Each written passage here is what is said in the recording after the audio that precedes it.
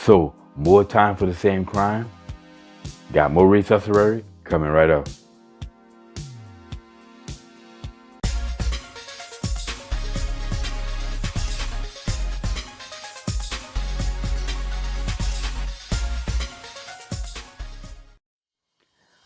What's up, y'all? Welcome back to Common Sense Logic and Reason. And as always, I want to say thank y'all for joining me today. So, I got more Rhetoric for y'all.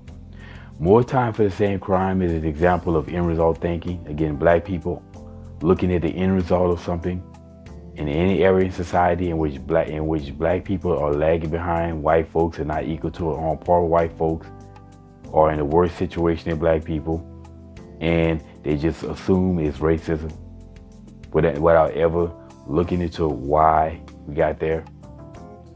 But anyway, more time for the same crime is based on this idea that, well, black people are getting more time or sentenced to more time for doing the exact same crimes that white folks are doing. They'll get more time for doing it.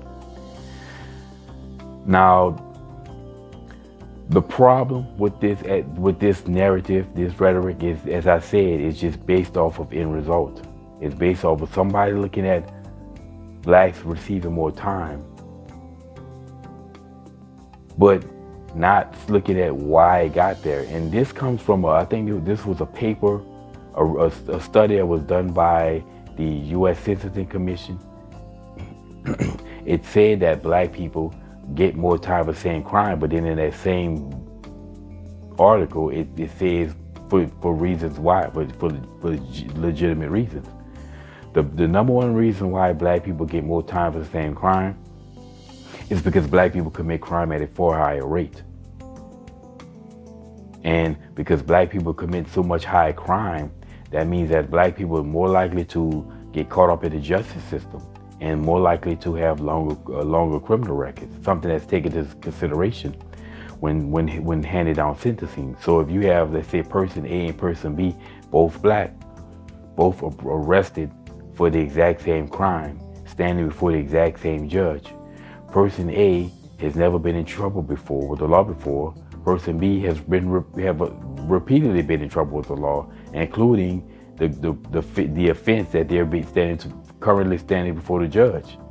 So who are they going to deal with more harshly? The person who never had anything on their criminal record and most likely could be rehabilitated, or the person who's basically repeatedly been in trouble, who they probably already tried to rehabilitate? Who are they going to deal with more harshly? Obviously, they're going to deal more harshly with person B, because that person is not learning anything. Apparently doesn't want to know, wants to keep doing bad. Well, this is the dynamic that black people find all the time themselves in, because oftentimes you have a lot of black people committing a lot of crime clustered in smaller areas, meaning that you have a lot of people standing before a judge, often in poor and impoverished areas where they can't afford lawyers, so they have to depend upon public defenders, which is, again, another problem. A public defender is not going to defend you to the fullest if they have a backlog of cases. So oftentimes in these situations, they're just pushing for plea bargains to get to the next case, to get clearance with these cases. They're not going to fight to the end like if you go out and hire a lawyer. And I've seen this firsthand myself, that lawyers are going to fight harder for you and get rid of things off your record that a public defender is just not going to concern with themselves about. They just want to get the clearance and move on.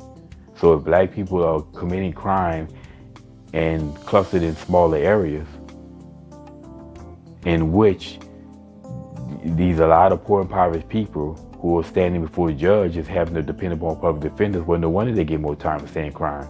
And a lot of these DAs, these prosecutors know this, and they oftentimes try to push for more time to try to pad their stats. Again, this is not because of racism, you know what I'm saying? Or as opposed to a white person in some rural area that also basically committed the same crime, but they don't have high crime rates, so the public defender can defend them to the full. It's a lot, basically has more room to defend him to the fullest. Plus, they probably in the small towns probably know somebody.